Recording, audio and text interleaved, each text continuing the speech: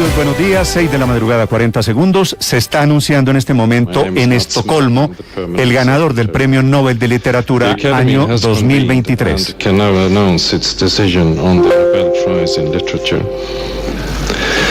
Nobelpriset i litteratur år 2023 tilldelas den norska författaren Jon Fosse för hans nyskapande dramatik och prosa som ger röst åt det otsägbara.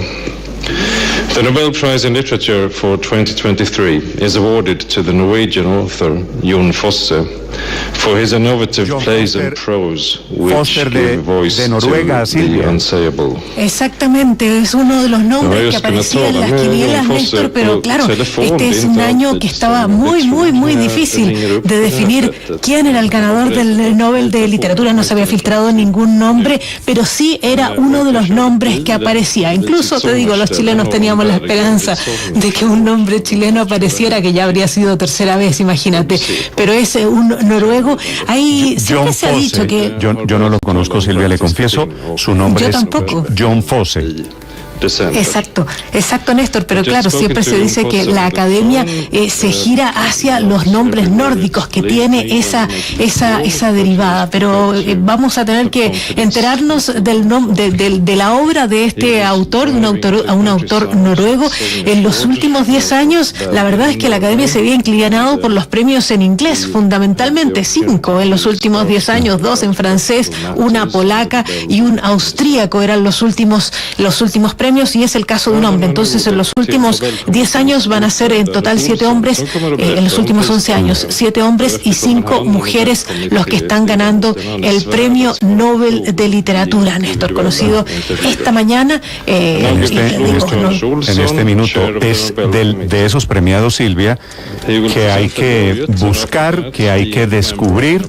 En el caso de América Latina, repito su nombre, Jon Fosse, está diciendo el presidente de la Academia, ustedes lo escuchan ahí, que es por su prosa novedosa y por darle voz, en esto no son muy creativos la verdad, por darle voz a aquellos que no tienen voz. 6 de la mañana, 3 minutos, bienvenidos, ya les voy a hablar, les vamos a contar, vamos a descubrir quién es el ganador del Premio Nobel de Literatura. Y se salvó esta madrugada Tigo, que es la empresa de telecomunicaciones, tiene 16 millones de clientes, de usuarios en Colombia, en una junta extraordinaria que terminó a la medianoche. Finalmente, y después de tantas disputas, EPM aceptó capitalizar a Tigo, va a poner 300.000 millones de pesos, el otro socio, que es la multinacional Millicom, pondrá otros 300.000 millones de pesos, con lo cual se salvan de la reorganización administrativa que parecía en algún momento inevitable, porque la semana entrante tienen un vencimiento de pagos financieros grandísimo y ese era el riesgo, que se los devoraran las deudas, y se ha salvado. La clave del acuerdo está en el plazo de un año que pusieron los socios para comprar o para venderse acciones según su flujo de caja en el momento. Una decisión que se tomará en un año y que tomará el nuevo alcalde. Esta fue tal vez la última batalla de quien ahora es exalcalde de Medellín, don Daniel Quintero, que terminó Tigo poniendo lo que originó los mismos 300.000 millones de pesos, eso sí con condiciones, por supuesto, ganadores y perdedores en este tema. Lo importante es que se salva la operación de Tigo y se salva también la telefonía o los datos o la televisión que está amarrada a esta marca. Y a propósito de economía, esta mañana se cae el precio del petróleo a nivel mundial, cae durísimamente el Brent, que es la referencia colombiana, en el mercado en Londres, y esta mañana el Banco Mundial rebajó el pronóstico de crecimiento a la economía colombiana. Dice que apenas será 1.5% en este 2023. En su diagnóstico, el Banco Mundial habla del ruido político que hay en Colombia, quiere decir discusiones e incertidumbre por reformas que propone el gobierno. Y a propósito de una de ellas, la reforma de la salud, atención, el ministro de Salud, Guillermo Alfonso Jaramillo, metió un artículo en la discusión de la reforma a la salud proponiendo que se acabe el famoso SOAT, el seguro obligatorio para accidentes de tránsito. Se cubren los heridos de los muchos accidentes, miles que hay diariamente en Colombia, especialmente causados por motociclistas. La tesis nueva del gobierno, el gobierno que hace apenas unos meses estaba regalándoles plata a quienes no tenían SOAT a través de subsidio, ahora dice el ministro que el SOAT no debería existir porque ni siquiera el subsidio ese del 50% que se inventaron hace meses sirvió para tumbar la evasión y que todos los colombianos cubiertos por el sistema de salud deberían ir a un hospital, cualquiera que sea la causa de su necesidad. Una propuesta de todas formas interesante la que hace el ministro Jaramillo. Los heridos de estos accidentes de tránsito se cobrarían al sistema de salud al que estamos afiliados los colombianos. Ya les voy a hablar de ello, les voy a hablar del tema de salud, porque por falta de quórum se volvió a aplazar en la plenaria de la Cámara el segundo debate de la reforma a la salud. En época electoral así vamos a estar. Se aplazó para el próximo lunes, mientras más cerca estemos de elecciones, por supuesto, menos debates va a tener el Congreso, que en las últimas horas también llegó para discusión el texto del segundo debate de la reforma pensional, prácticamente el mismo que conocíamos. Las personas que lleguen a la edad de pensión y tengan menos de 999 semanas cotizadas van a recibir un subsidio de 15% para aumentar el pago que les van a hacer. Se ordena reestructurar a Colpensiones y les voy a contar del sistema de pilares que parece cada vez más cerquita. Increíblemente seguimos sin saber, eso sí, cuánto vale esta reforma pensional, porque no hay informe fiscal del Ministerio de Hacienda. Es decir, van a discutir una reforma cuyo precio, cuyo costo todavía no se sabe. Y en segundos, hablando de salud, les voy a explicar de la increíble, la muy tercermundista alerta que hay en Bogotá por una plaga de ratas. La situación más grave se presenta en Kennedy, Usme, Bosa, Usaquén y Engativá, una situación que se salió de control. Por eso los muchos videos que hay de ratas en portales en Transmilenio, en colegios, en parques y en las calles, le están pidiendo a los ciudadanos y especialmente a los comerciantes disponer de la basura correctamente para controlar la emergencia por las ratas.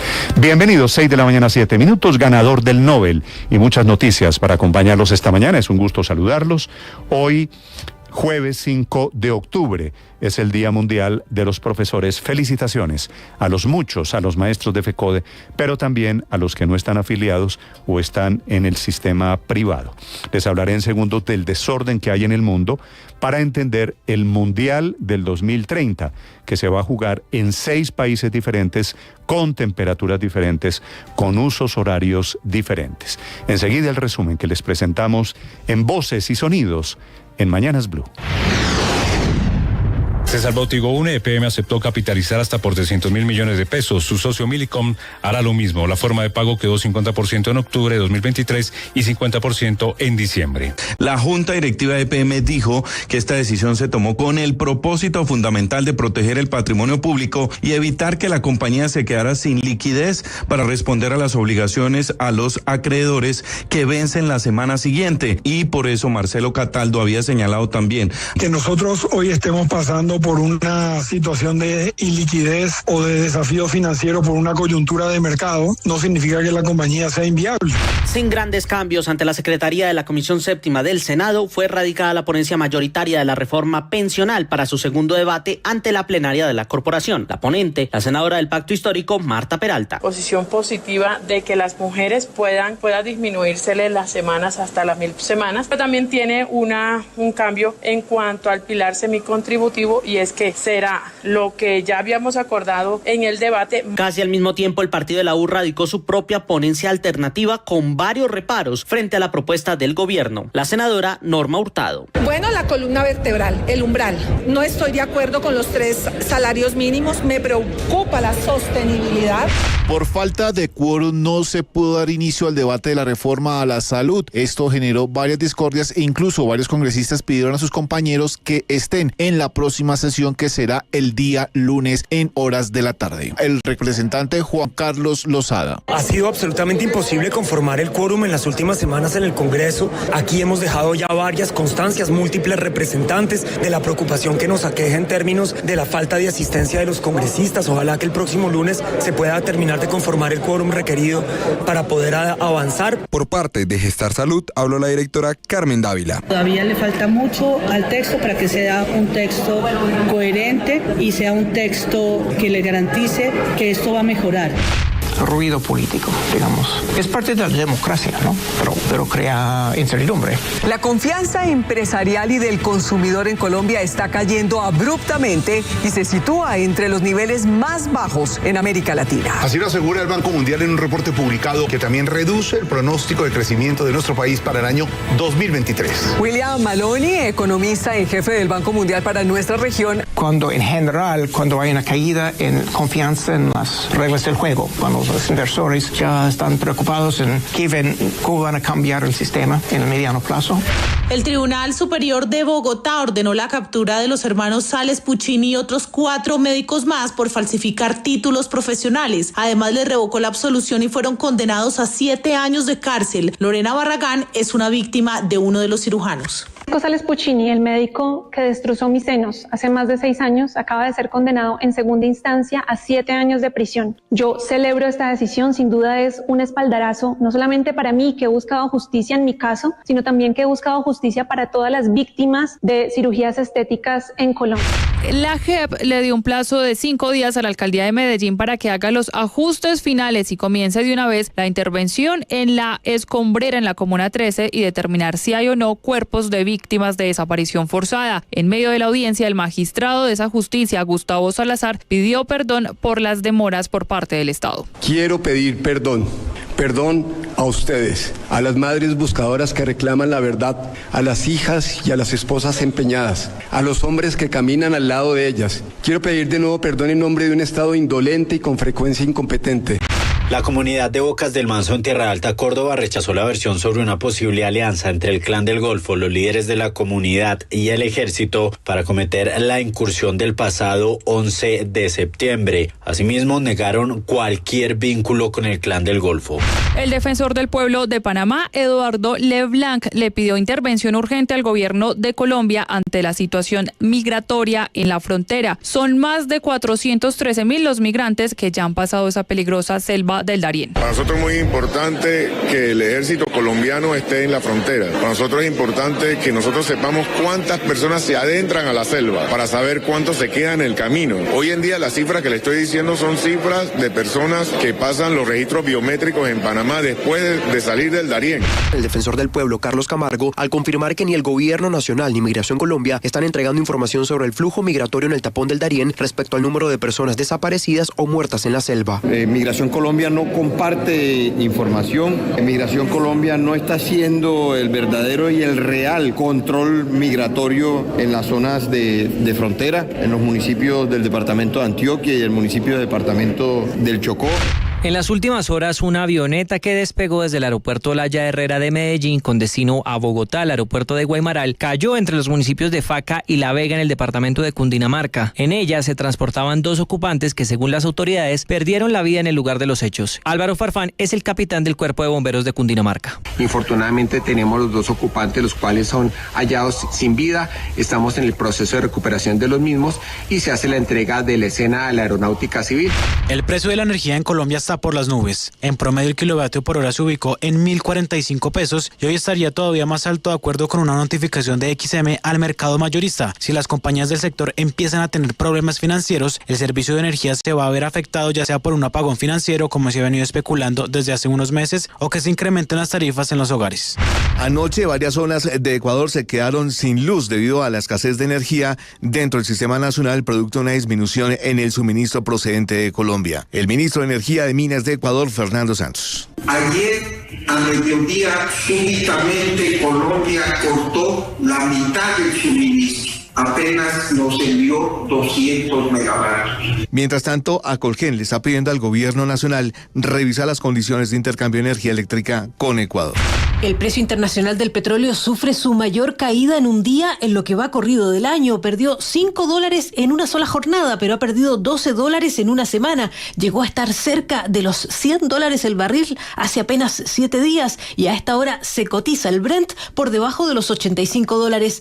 Según los inversionistas, la las altas tasas de interés y el consecuente encarecimiento de los créditos podría afectar el consumo del petróleo y el crecimiento económico mundial.